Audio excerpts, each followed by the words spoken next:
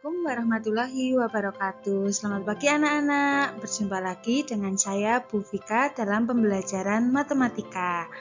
Nah, pada pertemuan kali ini kita akan melanjutkan bab selanjutnya ya, yaitu sistem koordinat kartesius. Dengan materi pokok, kedudukan atau posisi garis terhadap sumbu koordinat. Untuk tujuan pembelajaran pada hari ini adalah yang pertama, menentukan posisi atau kedudukan garis yang sejajar dengan sumbu X dan sumbu Y menggunakan koordinat kartesius. Yang kedua, menentukan posisi atau kedudukan garis yang tegak lurus dengan sumbu X dan sumbu Y menggunakan koordinat kartesius.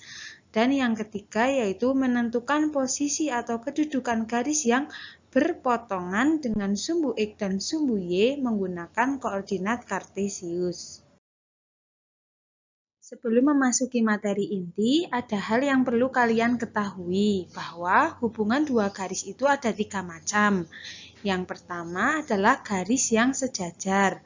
Gambar dari garis yang saling sejajar adalah seperti yang terlihat pada layar. Nah, garis yang sejajar biasanya diberikan tanda panah seperti panah merah ini. Dua buah garis dikatakan sejajar jika kedua garis tersebut memiliki jarak yang selalu sama, sehingga apabila diperpanjang tidak akan bertemu atau berpotongan. Yang kedua adalah garis yang tegak lurus. Jadi, dua buah garis dikatakan tegak lurus jika kedua garis tersebut saling berpotongan dan titik potongnya membentuk sudut siku-siku yaitu 90 derajat. Jadi, garis biru dan garis merah ini bisa dikatakan tegak lurus karena berpotongan dan membentuk sudut 90 derajat. Yang ketiga yaitu garis yang berpotongan. Dua buah garis dikatakan berpotongan jika kedua garis tersebut saling bertemu atau berpotongan pada suatu titik. Nah, jadi garis biru dan garis merah ini saling berpotongan pada suatu titik, yaitu titik hitam ini. Sekarang kita akan masuk ke materi inti, yaitu kedudukan atau posisi garis terhadap sumbu koordinat. Yang pertama, garis yang sejajar dan tegak lurus dengan sumbu koordinat. Coba kalian perhatikan gambar yang ada pada layar kalian. Pada gambar tersebut, garis M1, M2, M3, dan M4 merupakan garis-garis yang sejajar dengan sumbu X. Kenapa dikatakan sejajar? Karena sepanjang garis-garis tersebut jaraknya sama terhadap sumbu X. Seperti garis M1 ini berjarak 5 satuan dari sumbu X. Lalu M2 berjarak 3 satuan dari sumbu X. Lalu M3 berjarak 2 satuan dari sumbu X. Dan M4 berjarak 4 satuan dari sumbu X. Begitu pula dengan garis-garis L1, L2, L3, dan L4. Garis L1 berjarak 5 satuan dari sumbu Y, lalu L2 berjarak 3 satuan dari sumbu Y, L3 berjarak 4 satuan dari sumbu Y, dan L4 berjarak 8 satuan dari sumbu Y. Sehingga garis L1, L2, L3, dan L4 merupakan garis-garis yang sejajar dengan sumbu Y.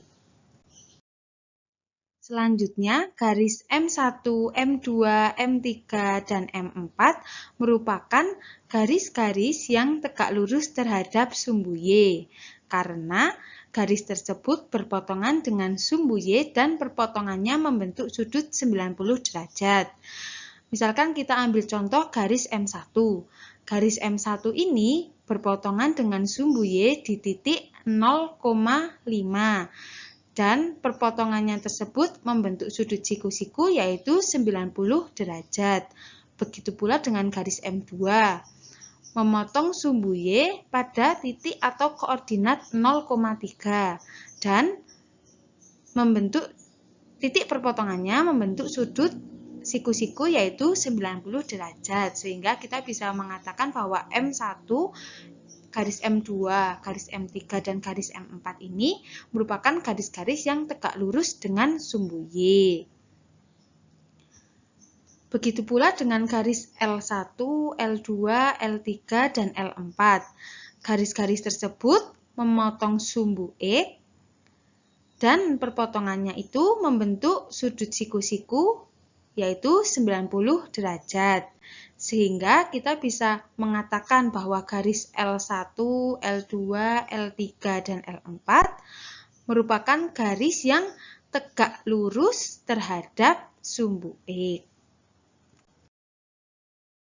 Nah, dari dua gambar tersebut dapat kita tarik kesimpulan bahwa garis-garis yang sejajar terhadap sumbu X pasti akan tegak lurus terhadap sumbu Y. Dan garis-garis yang sejajar terhadap sumbu Y pasti akan tegak lurus terhadap sumbu X. Nah, tadi kita sudah membahas garis yang sejajar dan tegak lurus dengan sumbu koordinat. Nah, untuk yang kedua, kita akan membahas garis yang berpotongan dengan sumbu koordinat. Contohnya seperti garis N1 dan N2 yang bisa kalian lihat pada layar kalian. Nah, jika suatu garis tidak sejajar dengan sumbu koordinat, garis tersebut akan berpotongan dengan sumbu X maupun sumbu Y, karena posisi garis dan sumbu koordinat terletak pada satu bidang datar. Nah, pada gambar di samping, garis N1 dan N2 memotong sumbu X dan sumbu Y. Garis N1 memotong sumbu X pada koordinat 1,0 dan memotong sumbu Y pada koordinat 0,2. Sedangkan garis N2 memotong sumbu X pada koordinat negatif 1,0 dan memotong sumbu Y pada koordinat 0,2. Sedangkan hubungan garis N1 dan N2 itu saling berpotongan pada koordinat pada koordinat 0,2. Nah, garis N1 ini melalui kuadran 1, 2, dan 4, sedangkan garis N2 melalui kuadran 1, 2, 3. Nah, untuk gambar yang kedua, garis N1 dan N2 memotong sumbu X dan sumbu Y. Namun, hubungan garis N1 dan N2 itu saling sejajar.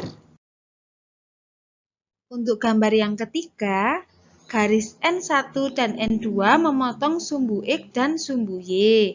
Namun, hubungan garis N1 dan N2 saling tegak lurus. Sekarang kita akan masuk ke contoh soal.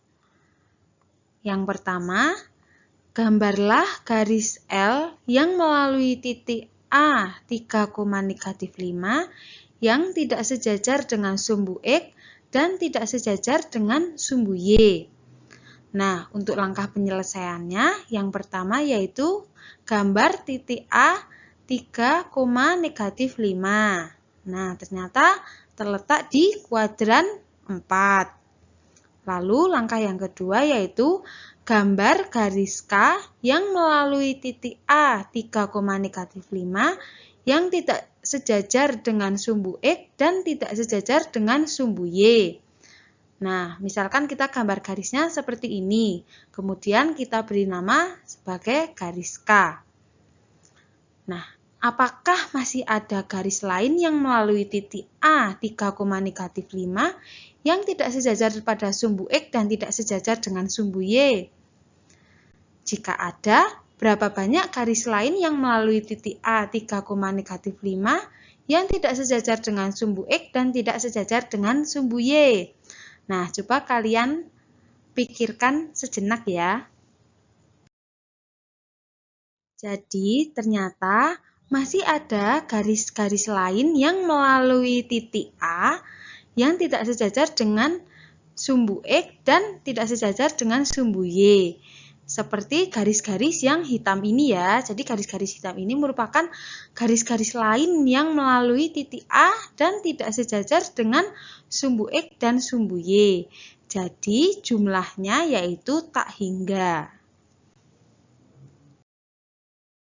Selanjutnya untuk contoh soal yang kedua yaitu diketahui titik A 3,2, titik B 3,-6 dan titik C -5,2.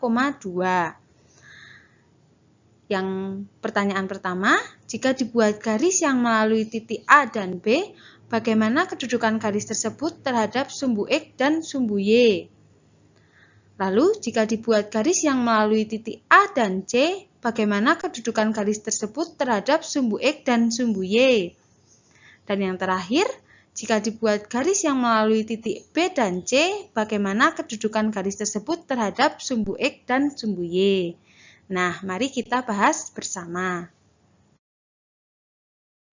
Untuk menyelesaikan contoh 2, prosedurnya adalah langkah pertama, gambarlah bidang koordinat kartesius yang memuat 4 kuadran. Lalu langkah kedua, gambarlah titik A 3,2, lalu titik B 3,-6, dan titik C -5,2 pada bidang koordinat kartesius yang sudah kalian gambar. Untuk langkah yang ketiga, yaitu buatlah garis yang melalui titik A dan B, lalu melalui titik A dan C, dan melalui titik B dan C seperti pada gambar di samping. Nah, dari gambar yang sudah kita peroleh sebelumnya, kita bisa tahu bahwa kedudukan garis yang melalui titik A dan B yaitu tegak lurus sumbu X dan sejajar sumbu Y. Kemudian kedudukan garis yang melalui titik A dan C yaitu sejajar sumbu X dan tegak lurus sumbu Y. Dan yang terakhir, kedudukan garis yang melalui titik B dan C yaitu tidak sejajar dan tidak tegak lurus pada sumbu X dan sumbu Y, namun memotong sumbu X dan sumbu Y, serta melalui kuadran 2, 3, dan 4. Sekian pembelajaran matematika pada hari ini. Ibu harap kalian sudah paham dengan materi yang baru saja kita bahas.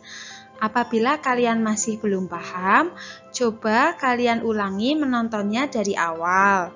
Namun apabila masih ada kesulitan untuk memahami, kalian bisa japri ke WhatsApp Ibu.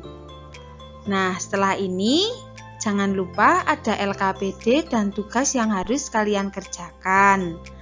Tetap semangat belajar, sampai jumpa minggu depan. Ibu akhiri, wassalamualaikum warahmatullahi wabarakatuh.